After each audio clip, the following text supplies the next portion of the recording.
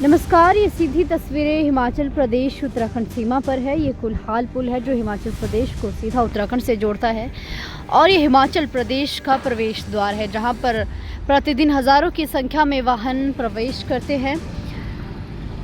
कई वर्षों से ये खबरें सामने आती है कि यहाँ पर अवैध खनन से मां यमुना नदी को छलनी किया जा रहा है और बड़े पैमाने पर जो है वो अवैध खनन होता है।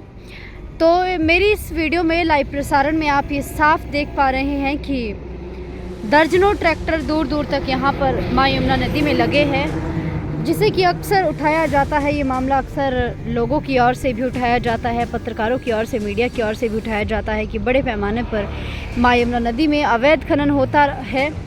ऐसे में अभी हिमाचल प्रदेश में भी चुनाव आने वाले हैं और इसी माह उत्तराखंड में भी चुनाव है। चुनाव के दौरान इस प्रकार की अवैध गतिविधि होना और वो भी बिल्कुल सीमा पर, ये शायद कहीं जो है तर्कसंगत नहीं है। और हम ये भी कहना चाहेंगे यहाँ पर केवल 2 मिनट का रास्ता दूर है, वहीं पर भी डीएसपी कार्यालय है। तो ऐसे में हम ये कहना चाहेंगे कि प्रशासनिक अधिकारियों के सामने जो है वो ये अवैध गतिविधियाँ इस दौरान हो रही है और पहले भी कई बार खबरें भी आ चुकी है, कार्रवाई भी होती है। हम ये नहीं कहेंगे कि कभी कार्रवाई नहीं हुई है, हालांकि कभी इस कार्य को जड़ से मिटाने का प्रयास शायद कभी नहीं हुआ है। तो ये आप लाइव प्रसारण अभी देख पा रहे हैं कि यहाँ पर जो है वो बड़े पैमाने पर अवैध खनन किया जा रहा है। ट्रैक्टर यहाँ पर भरे जाते हैं, रेत बजरी यहाँ से ले जाया जाता है। तो ये लाइव प्रसारण आप अनंत ज्ञान टीवी पर इस समय देख सकते हैं।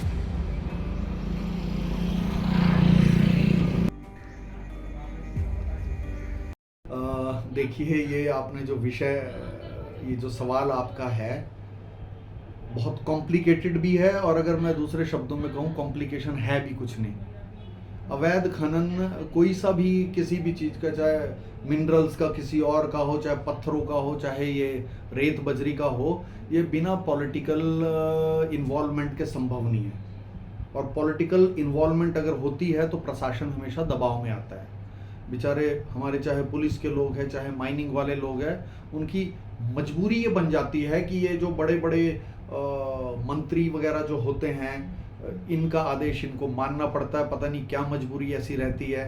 तो मैं समझता हूँ कि सबसे बड़ा तो है पॉलिटिकल इंटरफेरेंस, और जो हमारी एजेंसीज हैं उनके ऊपर जो दबाव डाला जाता है, वो कारण है कि ये एजेंसीज अपना काम ठीक से नहीं कर पाती। ये जो खनन हो रहा है यमुना, पत्रकार बंधु, मैं ये समझता हूँ कि आज पौंटा क्षेत्र का हर बाशिंदा, हर निवासी ये चीज़ देख भी रहा है और समझ भी रहा है। खनन तो बहुत प्रांतों में, बहुत प्रदेशों में होता है, यहाँ भी होता रहा है, लेकिन इस वक्त जो इसकी इंटेंसिटी है खनन की, इतनी तीव्र इंटेंसिटी हमने कभी नहीं देखी है।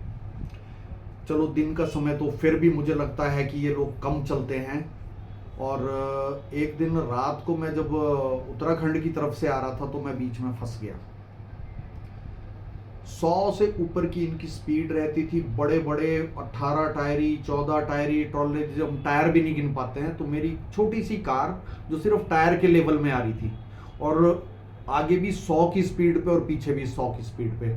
तो वो जो 12-15 किलोमीटर का सफ़र मैंने उसके बीच में किया है, तो मुझे साक्षात अपनी मौत भी नज़र आ रही थी और मुझे लगा कि आज मैं फंस गया हूँ और पता नहीं पहुँचूंगा या नहीं पहुँचूंगा। अक्सर ये ड्राइवर जो है, क्योंकि दिन रात काम करते हैं, तो शायद उसके लिए कई एडिक्टिव जो सब्सटेंस है, जो नशे हैं, उसका भी सेवन करते हैं। और जब नशे में आदमी गाड़ी चला रहा है, उसको थकावट कम होती है, उसको सेंसेशन भी कम होती है। तो ऐसे में इसमें भी कोई दो राय नहीं है कि वो किसी को अगर कुचल दें तो कुचल सकता है। कई यहाँ हादसे होते आए हैं। फॉरेस्ट का अभी पीछे कुछ समय पहले फॉरेस्ट गार्ड की भी दर्दनाक मौत हुई थी, इसी तरह के किसी ट्रक ट्रॉले के नीचे दब के। तो मैं समझता हूँ कि प्रशासन को ईमानदार तरीके से जिस काम के लिए उनकी नियुक्तियाँ हुई है, उनको नौकरियाँ मिली है, उस तरीके से उनका काम भी उनको करने दिया जाए। मैं काम करने दिए जाए इसलिए कह रहा हूँ क्योंकि मुझे इस चीज़ का तनिक आभास है। हम यहाँ कोर्ट कॉम्प्लेक्स के 200 मीटर के दायरे के अंदर यहाँ डीएसपी साहब, एसएचओ साहब, हमारे जजेस, एसडीएम, सारा स्टाफ यहाँ पे होता है। हम इन लोगों के फ्रीक्वेंटली इनके टच में भी आते हैं। तो मैं महसूस करता हूँ कि ये कई बार इतने दबे हुए अपने आप को महसूस करते हैं, जब बड़े बड़े मंत्रियों के फ़ोन आ जाते हैं तो ये हेल्पलेस महसूस करते हैं। तो अब हम ही लोगों में से ये लोग भी, पुलिस का स्टाफ है, कोई रिश्तेदारियों में होते हैं, कोई जानने वाले हैं, यार दोस्त हैं, तो अक्सर जब बात करते हैं तो उनके पीड़ा भी सामने आती है कि भाई साहब हम कर क्या सकते हैं। सर